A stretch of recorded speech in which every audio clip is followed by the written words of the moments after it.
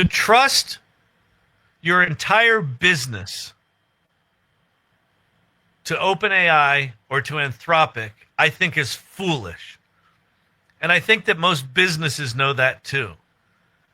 So what both of those companies are being forced to do is at least publicly say, we now have zero data retention policies. I don't believe for a minute that there aren't going to be 78 different legal loopholes that mean in rare cases, we might use your data for some kinds of training for safety, which people will agree to. And what that means is they're still training shit on your data. So this goes back to local models. Why have a local model? Because Sam Altman said 2 years ago, he said, if there are entrepreneurs that are using our current model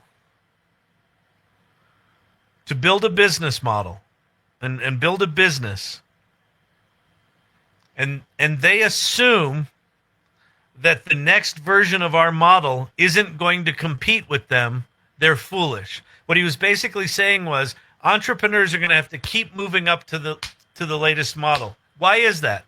Because if you have an entirely unique business model and you brainstorm with ChatGPT or you brainstorm with Anthropic and you haven't changed your defaults, you haven't explicitly paid for an enterprise level agreement that says we're not going to train on your data, then all of those business ideas, as unique as they are in the next model, along with everyone else's ideas that were close to yours. Because in this universe, when you have an idea and you put it in the world, 1,000 other people are having that same idea at that same moment and putting some version of that in the world. All of those are getting assimilated into the next model. And so anyone who just says, oh, I would kind of like to do a business like this, your model is going to show up there, some version of it.